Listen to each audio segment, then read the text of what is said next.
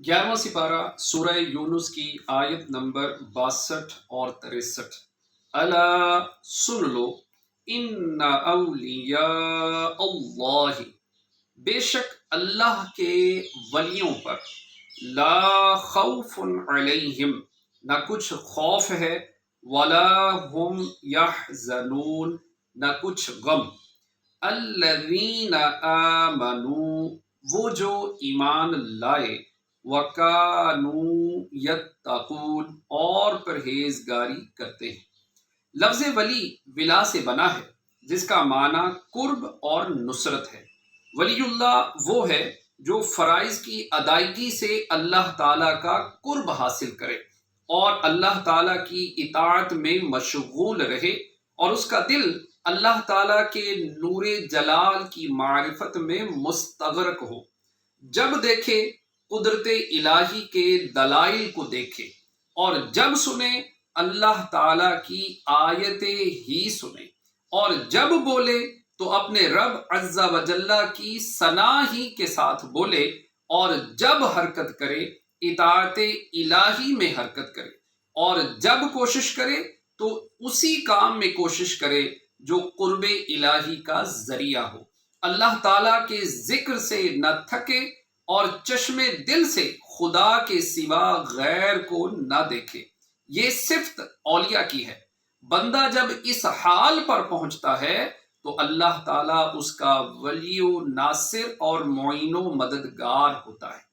علماء نے ولی اللہ کی کثیر علامات بیان فرمائی ہیں، جیسے متکلمین یعنی علم کلام کے ماہر علماء کہتے ہیں، ولی وہ ہے جو صحیح اور دلیل پر مبنی اعتقاد رکھتا ہو اور شریعت کے مطابق نیک اعمال بجا لاتا ہو۔ بعض عارفین نے فرمایا کہ ولایت قرب الہی اور ہمیشہ اللہ تعالیٰ کے ساتھ مشغول رہنے کا نام ہے۔ جب بندہ اس مقام پر پہنچتا ہے تو اس کو کسی چیز کا خوف نہیں رہتا، اور نہ کسی شے کے فوت ہونے کا غم ہوتا ہے۔ حضرت عبداللہ بن عباس رضی اللہ تعالی عنہما نے فرمایا کہ ولی وہ ہے جس کو دیکھنے سے اللہ تعالی یاد آئے۔ ابن زید نے کہا کہ ولی وہ ہے جس میں وہ صفت ہو جو اس سے اگلی آیت میں مذکور ہے، الذین آمنوا وکانوا یتقون، یعنی ایمان و تقوی دونوں کا جامع ہو۔ بعض علماء نے فرمایا کہ ولی وہ ہیں جو خالص اللہ کے لیے محبت کرے۔ اولیاء کی یہ صفت بکثرت احادیث میں ذکر ہوئی ہے۔ بعض بزرگان دین نے فرمایا ولی وہ ہیں جو طاعت یعنی فرما برداری سے قرب الہی کی طلب کرتے ہیں، اور اللہ تعالیٰ کرامت سے ان کی کارسازی فرماتا ہے، یا وہ جن کی ہدایت کا دلیل کے ساتھ اللہ تعالیٰ کفیل ہو، اور وہ اللہ تعالیٰ کا حق بندگی ادا کرنے اور اس کی مخلوق پر رحم کرنے کے لیے وقف ہو گئے۔ صدر الافاضل مفتی نعیم الدین مراد آبادی رحمۃ اللہ تعالی علیہ فرماتے ہیں، یہ معانی اور عبارات اگرچہ جدا گانا ہے، لیکن ان میں اختلاف کچھ بھی نہیں ہے، کیونکہ ہر ایک عبارت میں ولی کی ایک صفت بیان کر دی گئی ہے جسے قرب الہی حاصل ہوتا ہے۔ یہ تمام صفات اس میں ہوتے ہیں۔ ولایت کے درجے اور مراتب میں ہر ایک اپنے درجے کے بقدر فضل و شرف رکھتا ہے۔ مفسرین نے اس آیت کے بہت سے معنی بیان کیے ہیں، ان میں سے 3 معنی درج ذیل ہیں۔ نمبر 1، مستقبل میں انہیں عذاب کا خوف نہ ہوگا اور نہ موت کے وقت وہ غمگین ہوں گے۔ نمبر 2، مستقبل میں کسی ناپسندیدہ چیز میں مبتلا ہونے کا خوف ہوگا، اور نہ ماضی اور حال میں کسی پسندیدہ چیز کے چھوٹنے پر غمگین ہوں گے۔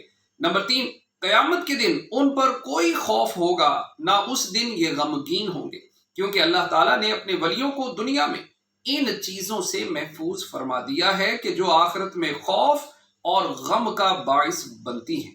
اولیاء کرام کی کثیر اقسام ہیں، جیسا کہ حضرت ابو درداء رضی اللہ تعالیٰ عنہ سے مروی ہے، بے شک انبیاء کرام علیہم الصلاۃ زمین کے اوتاد تھے۔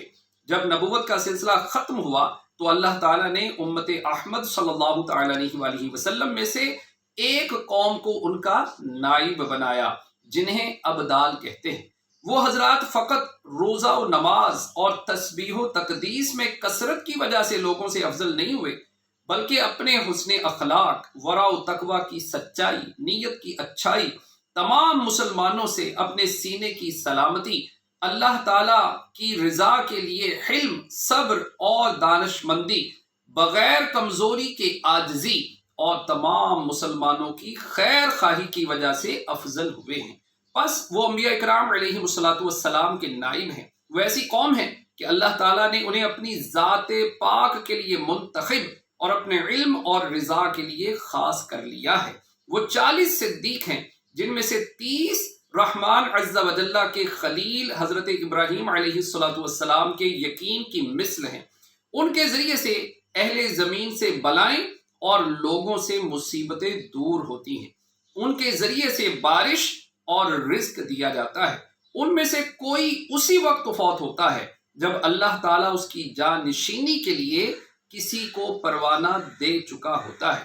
وہ کسی پر لعنت نہیں بیچتے، اپنے ماتحتوں کو اذیت نہیں دیتے، ان پر دست درازی نہیں کرتے، انہیں حقیر نہیں جانتے، خود پر فوقیت رکھنے والوں سے حسد نہیں کرتے، دنیا کی حرص نہیں کرتے، دکھاوے کی خاموشی اختیار نہیں کرتے، تکبر نہیں کرتے اور دکھاوے کی عاجزی بھی نہیں کرتے۔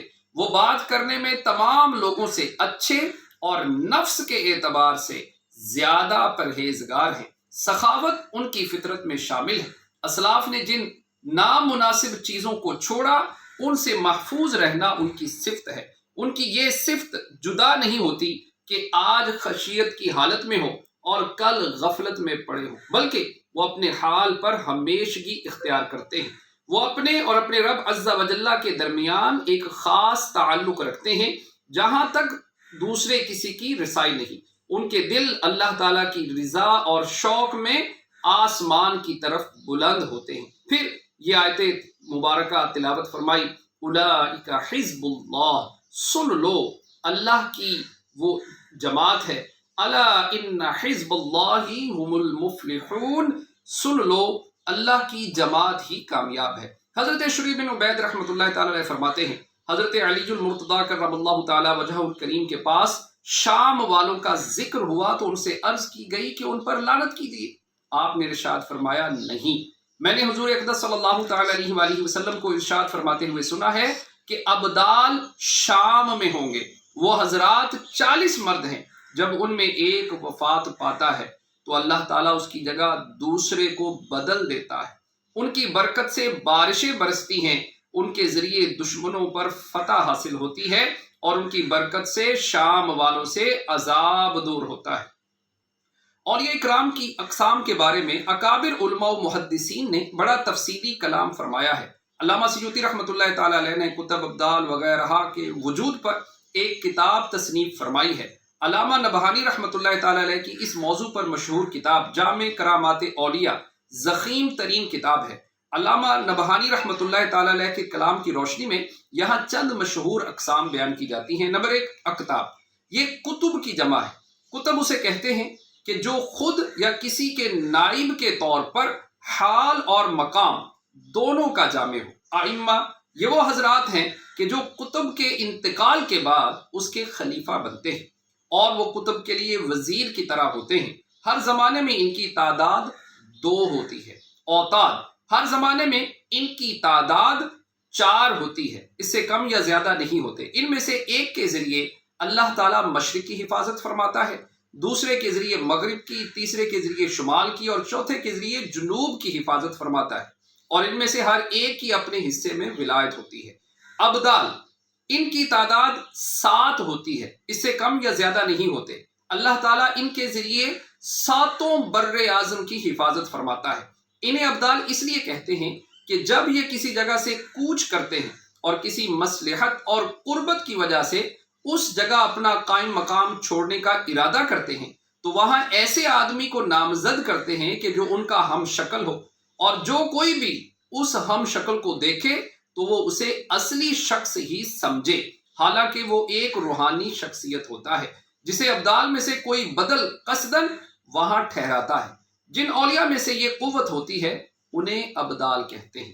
رجال الغیب، अहलुल्लाह की इस्तिलाह में ये वो लोग हैं जो रब की बारगाह में इंतहाई आजिजी का इजहार करते हैं और तजल्लियात रहमान के गलबे के सबब आहिस्ता आवाज के सिवा कुछ कलाम नहीं करते, हमेशा इसी हालत में रहते हैं, छुपे हुए होते हैं, पहचाने नहीं जाते, अल्लाह ताला के सिवा किसी से मुनाजात नहीं करते और उसके सिवा किसी के मुशाहिदे में मशगूल नहीं होते। बाज़ औक़ात इससे मुराद वो लोग होते हैं जो इंसानी निगाहों से पोशीदा हों और कभी इसका इत्तिलाक नेक और मोमिन जिन्नात पर होता है।